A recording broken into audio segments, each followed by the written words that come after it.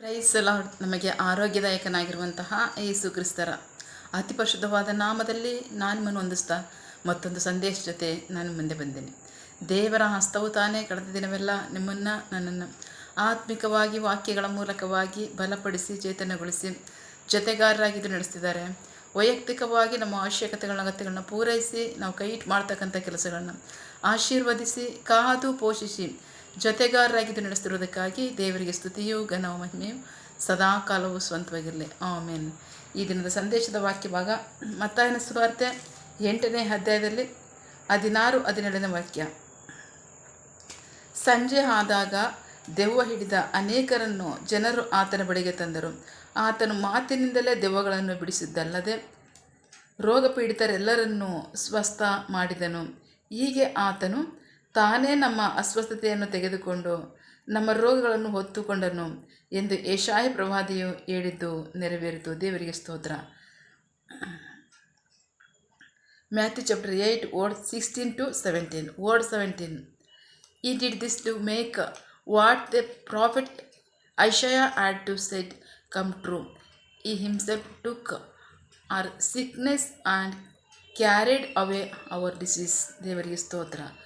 ನಾವು ವಾಕ್ಯವಾಗಿ ನೋಡ್ತಾ ಇದ್ದೀವಿ. ಬಹಳ ಪ್ರಮುಖವಾಗಿ ಯೇಸು ಕ್ರಿಸ್ತರು ಸಂಜೆ ಆಗ್ತಿದ್ದಾರೆ. ಕಫರ್ನೌಮಿನಲ್ಲಿ ಪೇತ್ರನ ಮನೆಗೆ ಯೇಸು ಕ್ರಿಸ್ತರು ಬಂದಿದ್ದಾಗ ಸಂಜೆ ಆಗ್ತಾಯಿಲ್ಲ ಯೇಸು ಕ್ರಿಸ್ತರು ಬಂದಿದ್ದಾರೆ ಅಂತ ಗೊತ್ತಾದ ತಕ್ಷಣ, ಜನರ ಸುದ್ದಿಯನ್ನು ಕೇಳಿದ ತಕ್ಷಣ ಸಂಜೆ ಆಗ್ತಿದ್ದಾಗಲೇ ಜನರನ್ನ ಎಲ್ಲ ಥರದ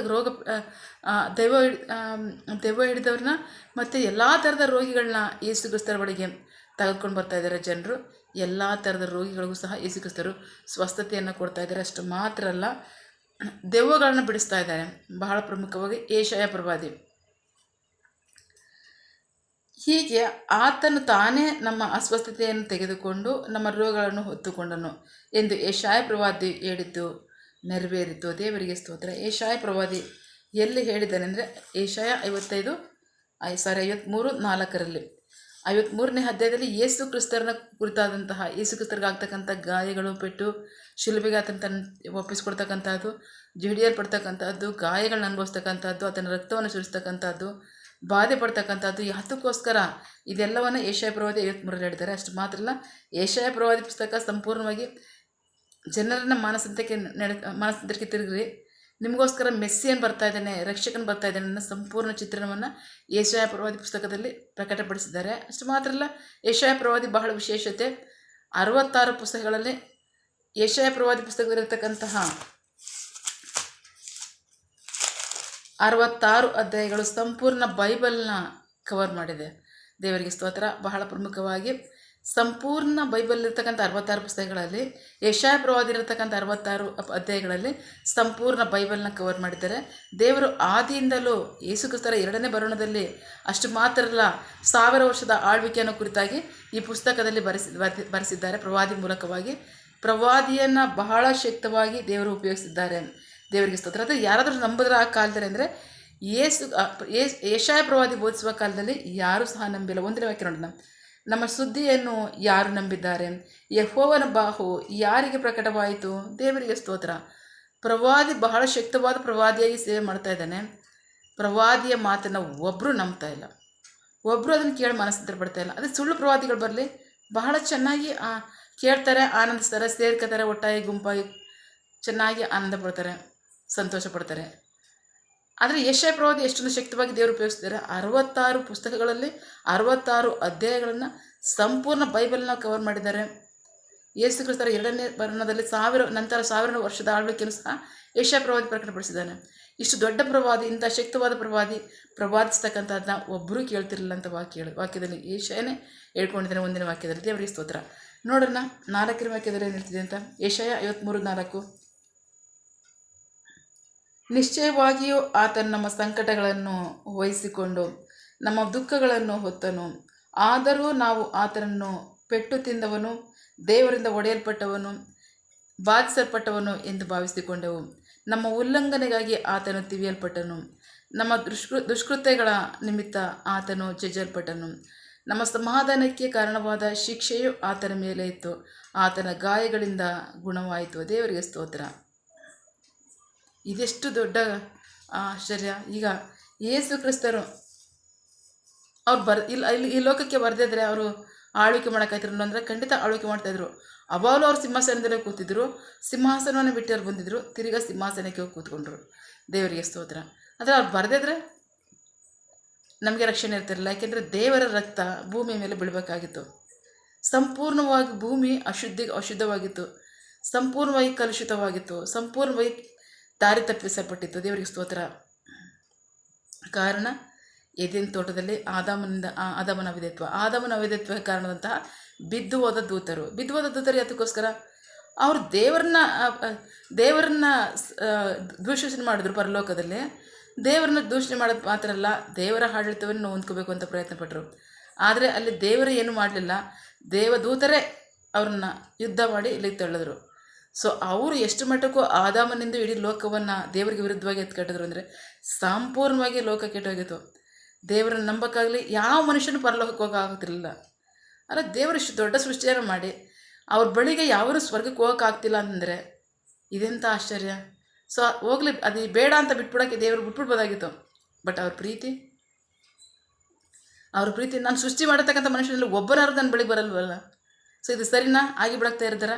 ಖಂಡಿತ ಬಿಡಕ್ತಾ ಇರಲ್ಲ. ಯಾಕಂದರೆ ಅವ್ರು ಸರ್ವಾಧಿಕಾರಿಯಾಗಿದ್ದಾರೆ.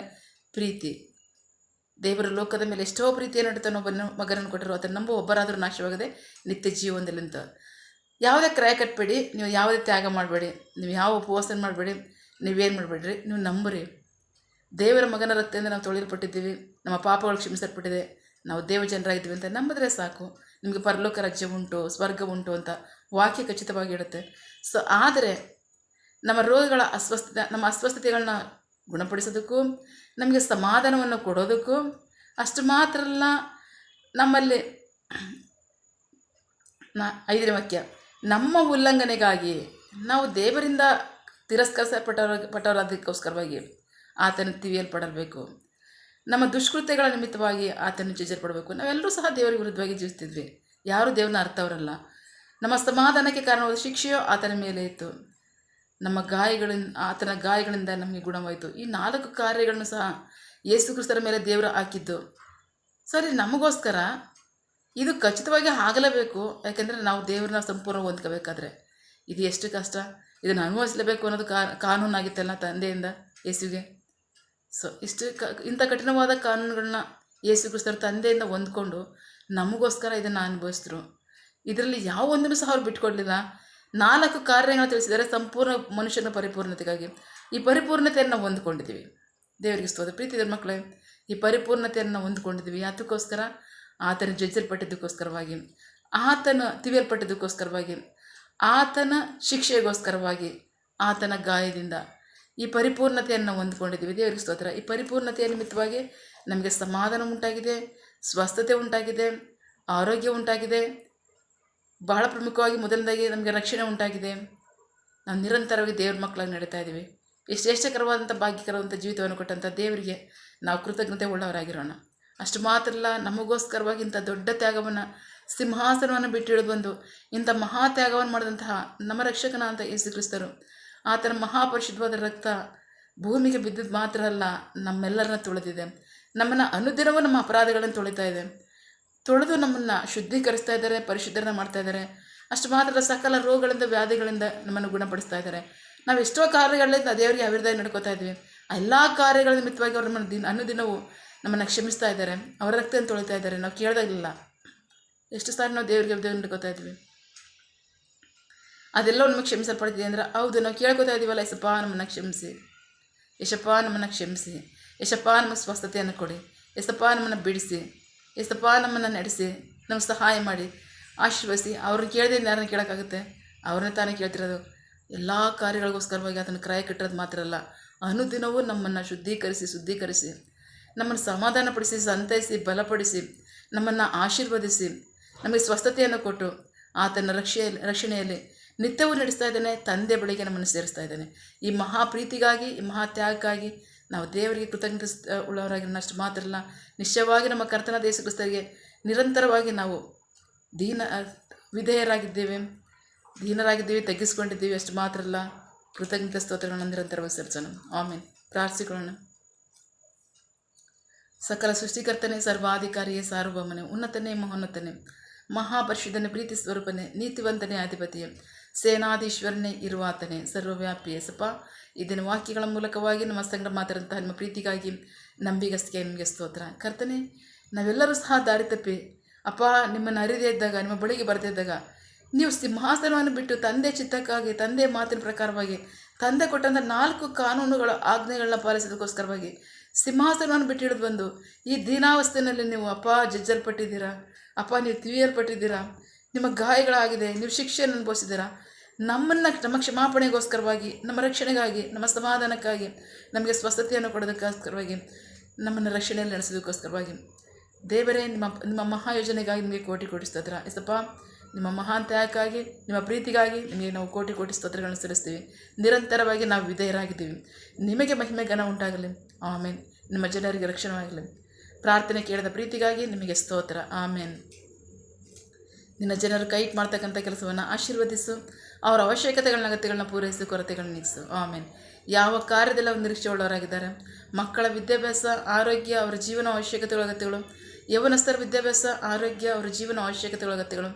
ಕೆಲಸ, ಬಿಸಿನೆಸ್, ಸೇವೆ, ವಿವಾಹ ಕಾರ್ಯ, ವಯಸ್ಸಾದವರ ಜೀವನ ಅವಶ್ಯಕತೆಗಳ ಅಗತ್ಯಗಳು, ಆರೋಗ್ಯ, ಸೇವೆ. ಯಾವ ಕಾರ್ಯದಲ್ಲಿ ಅವರು ನಿರೀಕ್ಷೆ ಉಳ್ಳವರಾಗಿದ್ದಾರೆ, ಆ ಕಾರ್ಯದಲ್ಲಿ ತಕ್ಕ ಸಮಯದಲ್ಲಿ ನಿಮ್ಮ ಚಿತ್ತಾನುಸಾರವನ್ನು ಹೊಂದ್ಕೊಳ್ಳಿ. ಆಮೇನ್. ನೀವು ಹಾಗೆ ಮಾಡೋ ಪ್ರೀತಿಗಾಗಿ ನಂಬಿಗಸ್ತಿಗೆ ನಿಮಗೆ ಸ್ತೋತ್ರ. ನಮ್ಮ ಪ್ರಾರ್ಥನೆ ನೀವು ಕೇಳಿದ್ದೀರಾ, ಅದರಂತೆ ನಡೆಸ್ತಿರೋದಕ್ಕಾಗಿ ಸ್ತೋತ್ರ. ನಮ್ಮ ಪ್ರಾರ್ಥನೆಯನ್ನು ನಮ್ಮ ರಕ್ಷಕನಾದ ಯೇಸು ಕ್ರಿಸ್ತರ ಅತಿ ಪರಿಶುದ್ಧವಾದ ನಮ್ಮದಲ್ಲಿ ಪ್ರಾರ್ಥಿಸಿ ನಿಮ್ಮ ಪಾದಗಳು ಸಲ್ಲಿಸಿ ನಾವು ಬೇಡುವಂತಿದೆ ನಮ್ಮ ಜೀವಗಳ ತಂದೆ. Amen. God bless you all. ದೇವರು ತಾನೇ ಅದರ ವಾಕ್ಯಗಳ ಮೂಲಕವಾಗಿ ನಮ್ಮ ಸಂಗಡ ಮಾತನಾಡಿದ್ದಾರೆ, ನಮ್ಮನ್ನು ಆಶೀರ್ವದಿಸಿದ್ದಾರೆ. ಆಮೇನ್. All the best.